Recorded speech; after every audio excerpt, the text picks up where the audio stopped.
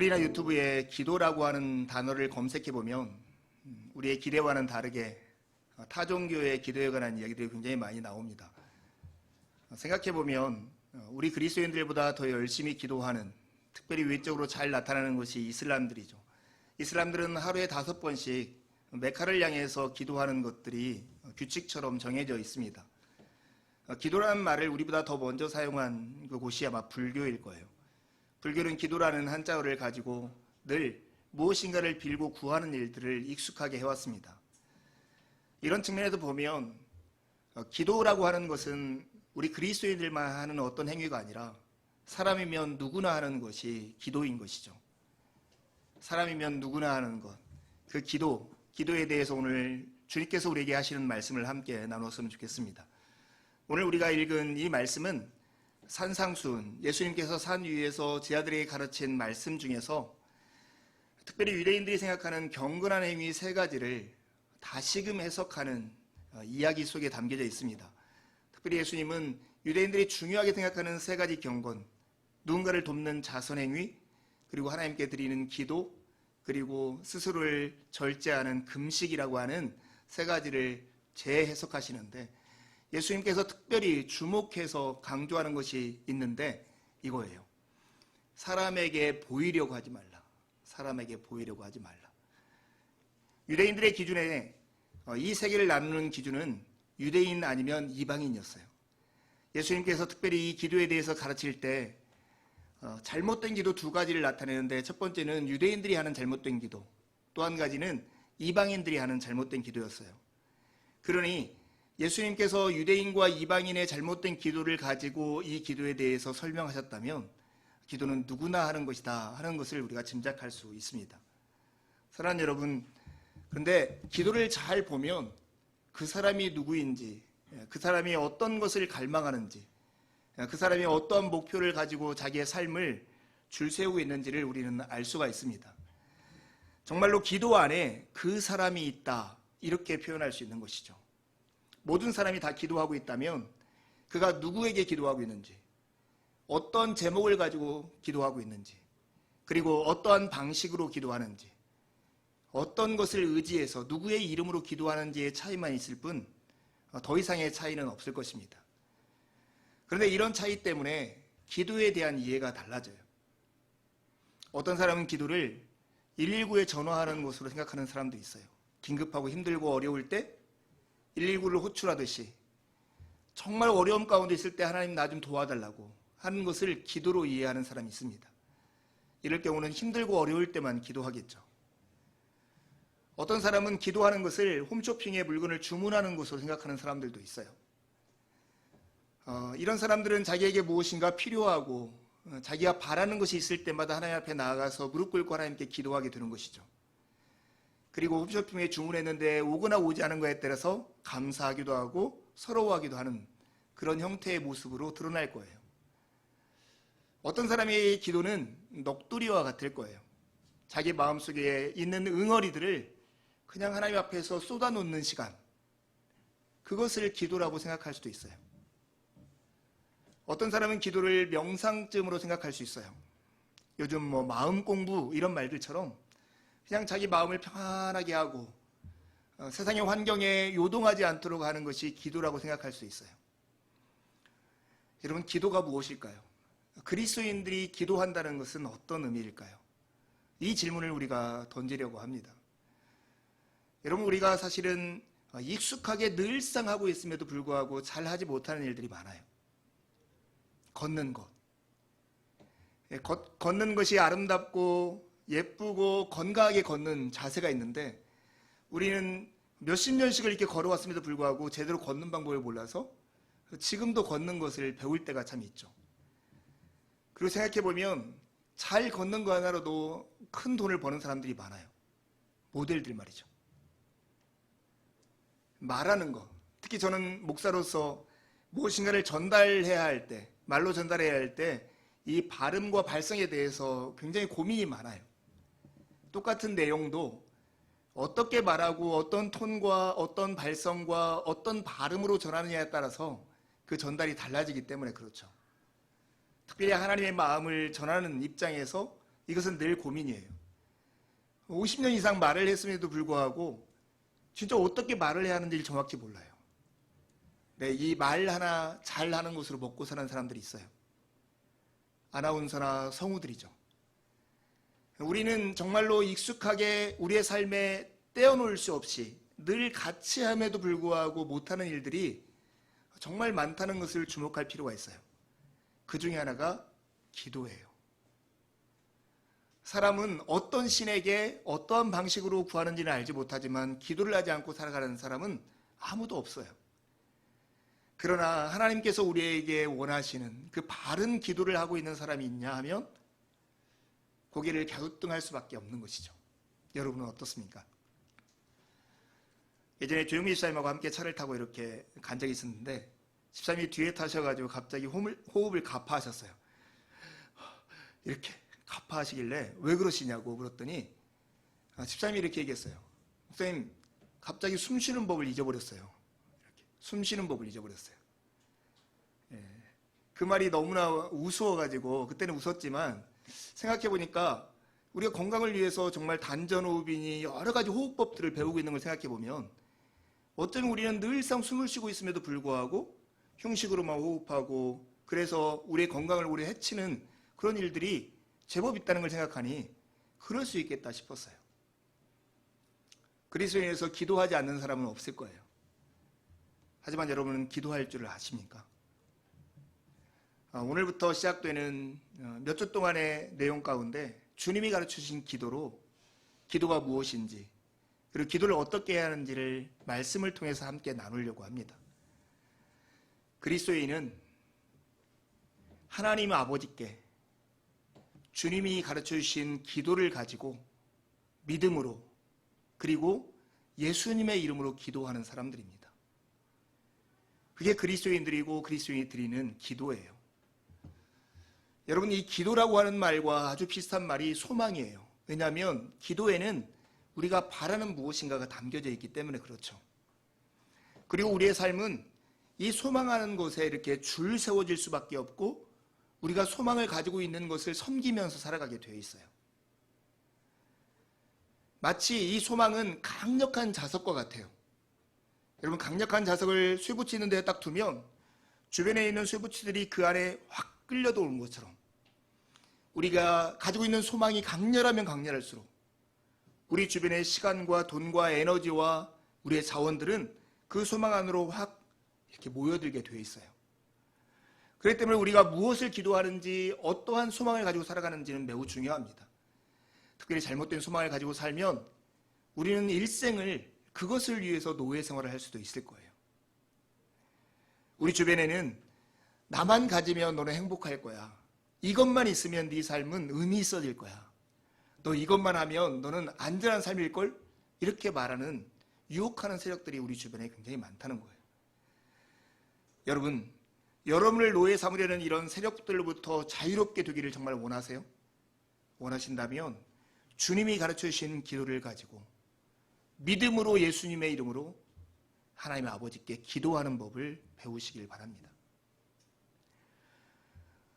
주기도문을 함께 강의하려고 하는 목적 중에 또 한 가지 중요한 목적이 있어요. 그것은 우리 교회가 특별히 코로나19 시대에 기도의 발전소가 되는 소망이 제 안에 생겼기 때문에 그렇습니다.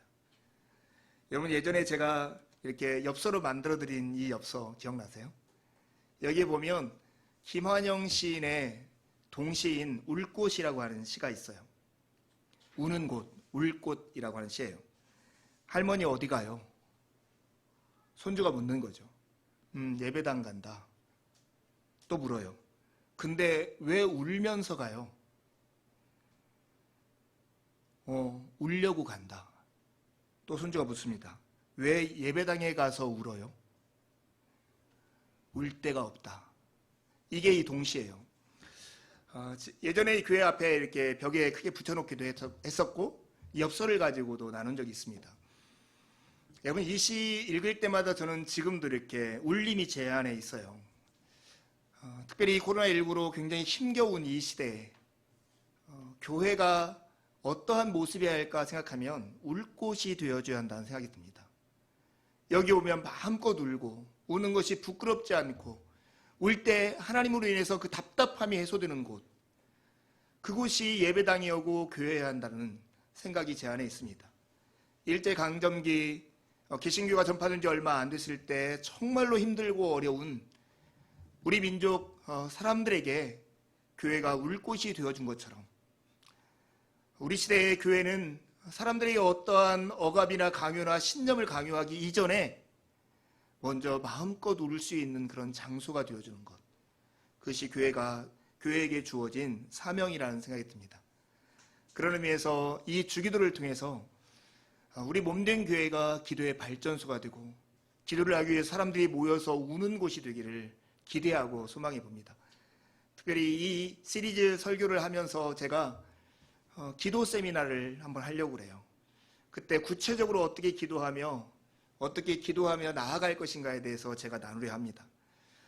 오늘 우리가 함께 읽은 이 본문에는 예수님께서 너희는 이렇게 기도하라 이렇게 말씀하기 전에 이렇게 기도해서는 안 되는 우리가 피해야 할 기도의 두 가지 방식을 말씀하시는 거예요.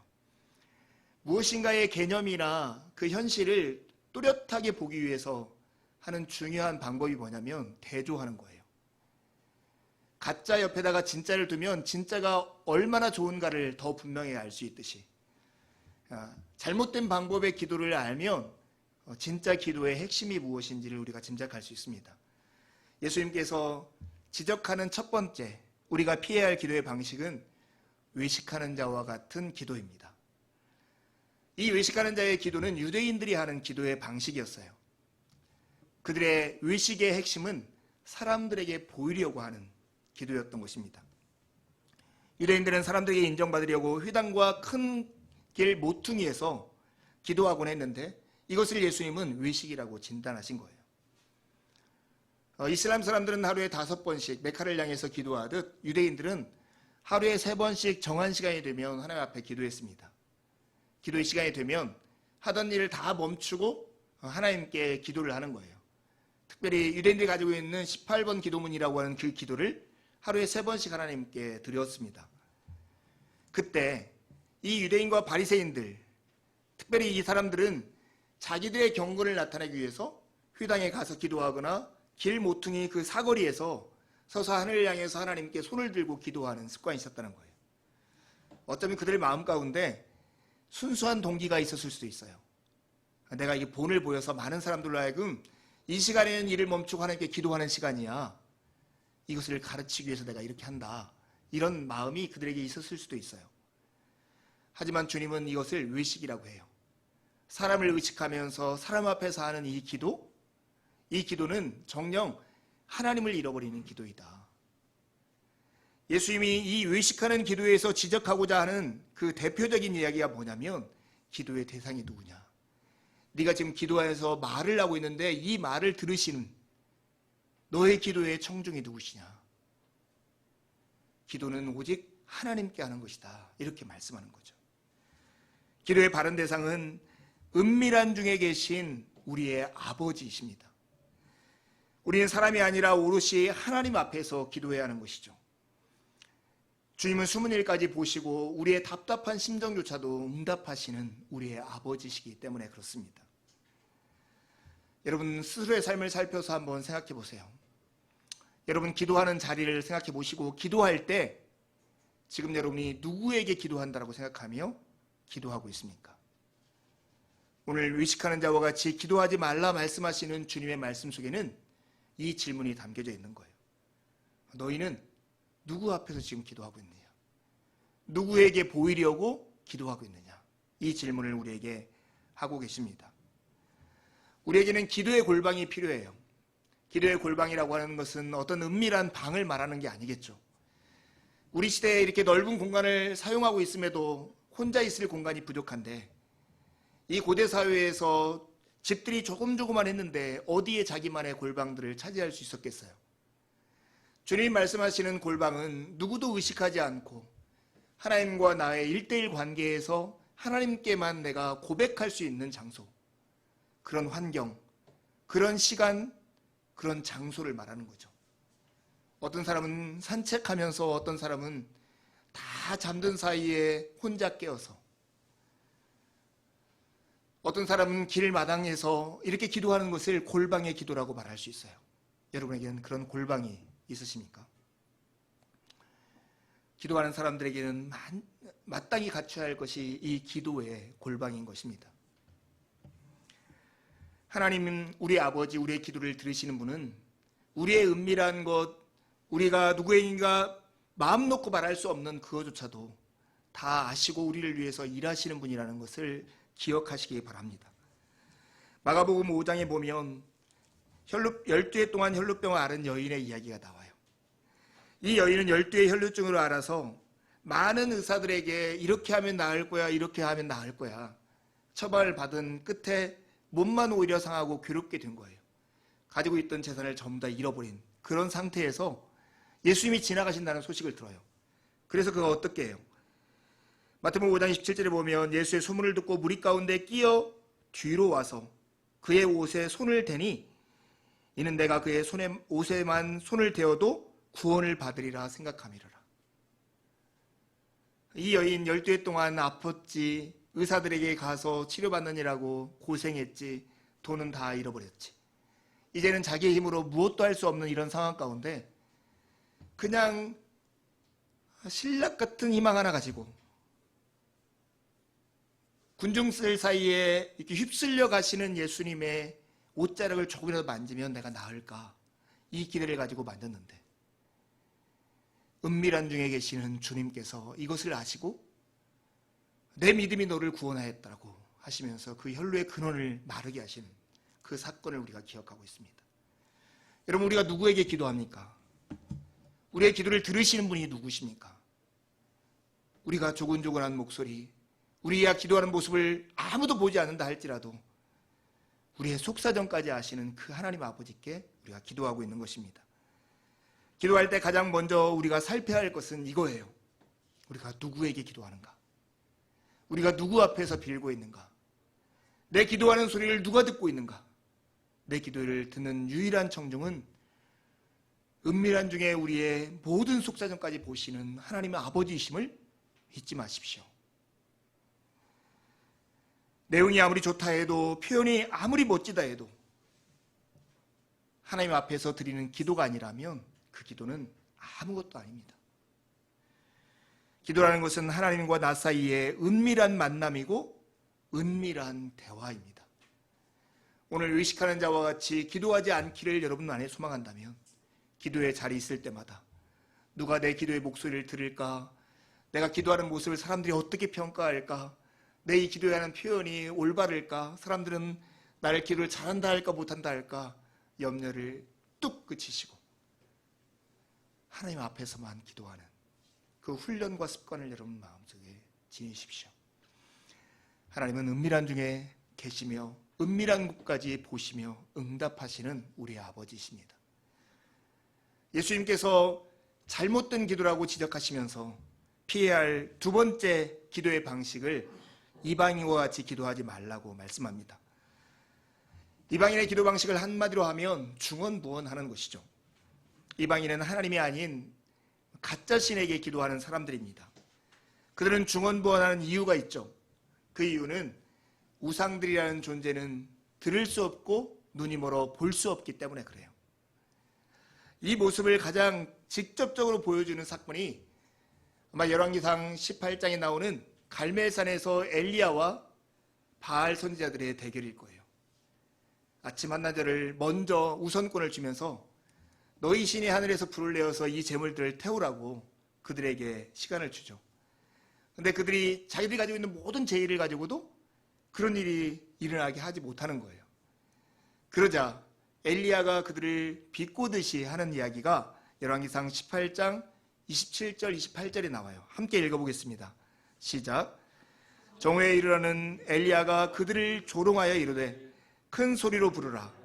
그는 신인즉 묵상하고 있는지, 혹은 그가 잠깐 나갔는지, 혹은 그가 길을 행하는지, 혹은 그가 잠에 들어서 깨어야 할 것인지 하며, 이에 그들이 큰 소리로 부르고 그들의 규례를 따라 피가 흘리기까지 칼과 창으로 그들의 몸을 상하게 하더라. 여러분, 그 중언부언하는 기도를 드리는 이유가 이런 거죠. 무엇인가 내가 하나님께서 들어주는 조건들을 제시하고 그래서 신을 감동시킴으로써 내가 원하는 것을 얻고자 하는 마음이에요.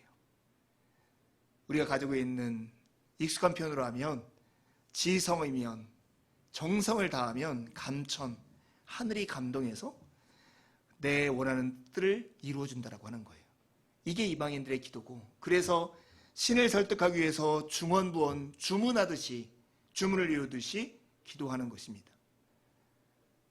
혹시 우리가 이런 기도의 마음을 가지고 하나님께 나아가고 있다면 우리 또한 이방인처럼 기도하는 걸 거예요. 여러분, 이방인처럼 기도하는 이 중언비언의 기도 안에는 우리 스스로를 속이는 가짜 진리가 숨겨져 있어요. 여러분 스스로 한번 셈을 해보세요. 하나님께서 여러분의 기도를 100% 다 들어주세요. 그런데 여러분이 구한 것만 들어주신다면 여러분은 며칠이나 생존해 있을 수 있을까요? 하나님 오늘 물 주세요. 하나님 오늘 공기 주세요. 오늘 1시부터 12시까지는 꼭 해가 나오게 해주세요. 이런 기도를 다 드리고 이 기도를 드려야만 하나님께서 이런 환경을 만들어준다면 우리는 아마 하루도 견딜지 못할지 모르겠어요. 달라스 윌라드라고 하는 분이 이런 얘기를 했어요. 우리는 바라고 구하는 것이 무조건 응답되는 것이 안전할 만큼 지식이 충분하지도 못하고 우리의 욕망도 완전하지 못합니다. 여러분, 기도하면 우리가 구한 것을 하나님께서 들어줘야 한다라고 하는 잘못된 신념이 우리 가운데 있을지 몰라요. 아니요, 우리는 우리 삶에 필요한 것을 완전히 알 만큼 우리의 지식이 완전하지 않아요. 그리고 우리가 가지고 있는 욕망이 그렇게 순수하지도 않다는 거예요. 그러니 우리가 하나님께 구하지만 우리의 뜻이 이루어지기보다는 하나님의 뜻이 이루어지기를 간구하는 것이 더 지혜로운 방법인 것입니다. 이방인들의 중언부언 기도와 대척점에 있는 기도의 바른 대상, 그것은 하나님을 온전히 알면서 드리는 기도예요. 우리에게 있어야 할 것을 우리가 구하기 전에 아시는 우리의 아버지에게 우리는 기도하고 있는 거예요. 여러분, 우리가 하나님 아버지께 기도할 뿐만 아니라 그분과 기도하는 우리 사이의 관계가 우리가 있어야 할 것을 우리가 구하기 전에 이미 알고 있는 우리의 아버지에게 기도하고 있다는 거예요. 여러분, 그리스도인으로서 우리가 기도할 때 하나님 아버지께 주님이 가르치신 기도의 내용을 가지고 믿음으로 그리고 예수의 이름으로 기도하는 사람들이라고 우리가 살펴보았는데 거기에서 중요한 게 이거예요. 하나님 아버지께 기도해요. 그 하나님 아버지는 우리에게 있어야 할 것을 우리가 구하기 전에 아시는 분입니다. 믿으십니까? 이 믿음을 가지고 하나님 앞에 기도하는 사람이 그리스도인입니다. 우리는 보통 기도의 자리에 앉으면 우리의 부족한 것을 기억하고 늘 우리가 그 부족한 것을 하나님의 도움을 받아서 얻어내는 데에 초점을 갖출 때가 참 많아요. 그러면 우리의 마음은 늘 조급해져요. 하나님이 언제 주실까? 하나님이 주실까? 안 주실까? 이 마음 가운데 우리가 조급하게 살 수밖에 없어요. 그러나 정말 우리가 기도하고 우리의 기도를 들으시는 하나님이 우리가 구하기 전에 우리에게 있어야 할 것을 아시는 우리의 아버지라고 생각한다면 우리가 하나님께 기도하지만 이 기도를 통해서 하나님의 마음을 더 깊이 아는 사귐의 우리의 마음에 초점이 가게 되고 그러면 우리가 기도하면서도 하나님이 우리보다 더 지혜롭게 더 온전한 방법으로 우리를 위해서 행하신 일을 기대하면서 느긋해질 수 있는 거예요. 어떤 분이 이런 얘기를 하더라고요. 불신앙의 증상은 조급함이라면 믿음의 증상은 느긋합니다. 여러분, 하나님 안에서 이런 느긋함이 있으세요? 정말 이런 느긋함을 가지기 위해서 우리가 깊이 묵상하고 새겨야 할 것이 이거예요. 우리가 지금 기도하고 있는 우리의 기도를 들으시는 하나님은 우리가 구하기 전에 우리가 있어야 할 것을 아시는 분이시다. 아시는 우리의 아버지시다. 이 사실을 우리의 마음 깊숙한 곳에 새겨야 합니다. 누가복음 15장에 보면 우리가 잘 알고 있는 탕자의 비유가 나옵니다. 여러분, 탕자의 비유할 때 탕자하면 우리는 둘째 아들에게 우리가 주목할 때가 참 많아요. 근데 예수님께서 말씀하신 이 탕자의 비유에 초점은 누구에게 있냐면 큰아들에게 있다는 걸 여러분 아세요? 마가복음 15장에는 세 가지 잃어버린 것을 찾는 비유가 나와요. 근데 그 잃어버린 걸 찾는 비유의 배경이 15장 1절과 2절에 나오는데, 모든 세리와 죄인들이 말씀을 들으러 가까이 나아오니 바리새인과 서기관들이 수근거려 이르되 이 사람이 죄인을 영접하고 음식을 같이 먹는다, 이렇게 수근거리는 거예요. 예수님께 죄인과 세리들과 더불어 이렇게 잔치를 하고 영접하는 모습을 보고 바리새인과 서기관들이 비난하는 장면에서 예수님의 기쁨이 얼마나 큰가를 소개하는 것이 오늘 이 세 가지 잃어버린 자를 찾는 비유예요. 잃은 양을 찾은 목자처럼, 잃어버린 동전을 찾은 여인처럼, 잃은 아들이 돌아오는 것을 기뻐하는 아버지처럼, 지금 내가 이 죄인들과 세리들과 식사하고 같이 교제하는 것이 내가 너무 기쁘다, 나는 잃어버린 걸 찾았어, 이 마음을 전하면서 이것을 고깝게 보는 너희들의 모습이 어떠한가를 보여주는 것이 큰아들의 모습인 거예요. 여러분 15장 25절부터 보면 큰아들이 이렇게 해요. 맏아들은 밭에 있다가 돌아와 집에 가까이 왔을 때 풍악과 춤추는 소리를 듣고 한 종을 불러 이 무슨 일인가 물은데, 대답하되 당신의 동생이 돌아왔음에 당신의 아버지가 건강한 그를 다시 맏아들이게 됨으로 인하여 살찐 송아지를 잡았나이다 하니, 정말 이 둘째 아들이 방탕하게 돈을 다 허비해버리고 아버지에게 수치와 모욕감까지 주면서 살았는데 다시 돌아온 거예요. 근데 아버지가 이것을 정말로 덥석 하나 환대해주는 이 모습을 이 큰아들이 전해졌습니다. 이 얘기를 듣고 그가 어떻습니까? 그가 노하여 들어가고자 하지 아니하거늘 아버지가 나와서 권한대 아버지께 대답하여 이르되 내가 여러 해 아버지를 섬겨 명을 어김이 없거늘 내게는 염소 새끼라도 주어 나와 내 벗으로 즐기게 하신 일이 없더니 아버지의 살림을 장녀들과 함께 삼켜버린 이 아들이 돌아오매 이를 위하여 살찐 송아지를 잡았나이다, 이렇게 얘기하는 거예요. 이 큰아들의 마음은 내가 아버지에게 무엇인가를 했기 때문에 아버지에게 사랑을 받을 만한 자격이 있다, 이렇게 말을 하는 거잖아요. 이방인과 같이 말하잖아요. 이때 아버지가 이 큰아들에게 하시는 얘기가 31절 32절이에요. 성경을 찾으신 분은 함께 읽어봅시다. 시작. 아버지가 이르되 예 너는 항상 나와 함께 있으니 내 것이 다 내 것이로되 이 내 동생은 죽었다가 살아났으며 내가 잃었다가 얻었기로 우리가 즐거워하고 기뻐하는 것이 마땅하다 하니라. 사랑하는 여러분, 이 맏아들이 잊어버린 것, 그가 잊어버린 중요한 사실이 이거예요. 너는 늘 나와 함께 있고 내 것이 모두 다 네 것이 아니냐 하신 그 아버지의 음성을 잃어버린 거예요.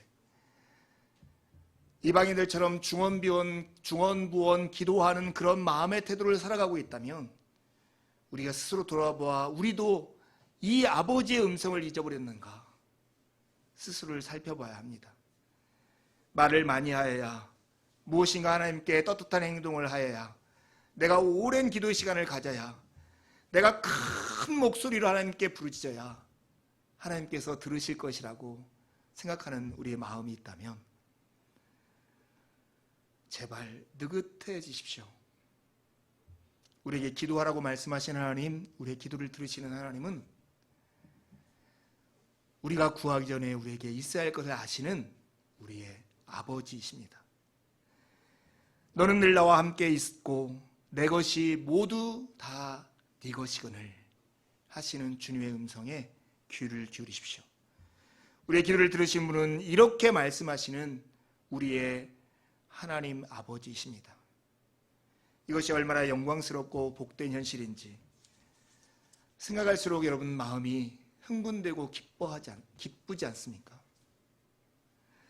이러한 맥락에서 주님께서 우리에게 마태복음 6장 30절에 이렇게 말씀하세요. 그러므로 염려하여 이르기를 무엇을 먹을까 무엇을 마실까 무엇을 입을까 하지 말라. 이는 다 이방인들이 구하는 것이라. 너희 하늘 아버지께서 이 모든 것을 너희에게 있어야 할 줄을 아시느니라. 이 모든 것이 너희에게 있어야 할 것을 하늘 아버지께서 아시느니라. 그러니 무엇을 먹을까 무엇을 마실까 무엇을 입을까 염려하지 말라 주께서 말씀하십니다.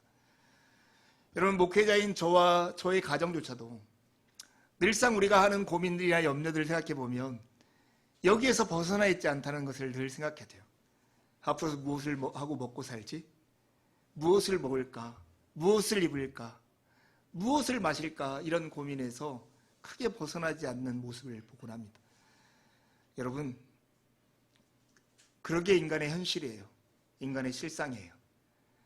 이러한 모습으로부터 예수 그리스도의 온전함까지 우리를 이끌어 가시는 것이 오늘 하나님께서 우리를 위해서 행하고 있는 일이에요.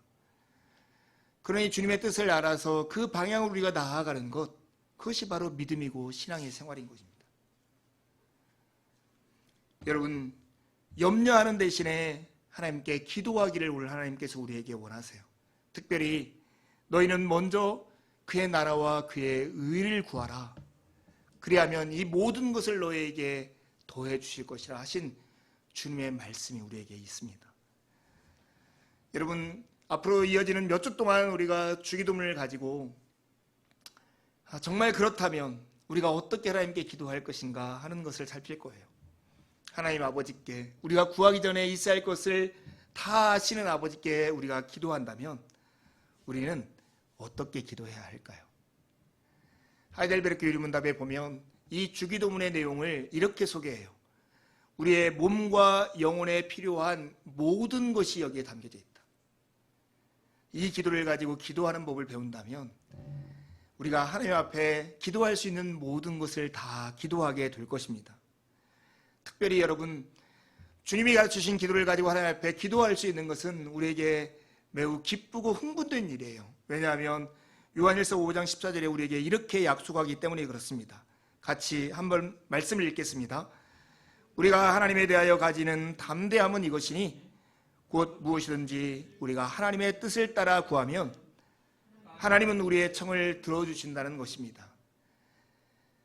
주기도가 우리의 몸과 영혼에 필요한 모든 것이고, 그리고 예수님이 우리에게 가르쳐줬기 때문에 하나님의 뜻이라면 우리가 이 기도를 드릴 때 우리는 우리의 몸과 영혼에 필요한 모든 것을 하나님으로부터 얻어서 그 복을 누릴 수 있게 된다는 것입니다. 주님이 가르쳐주신 기도를 배우기를 원하십니까? 알고 싶으십니까?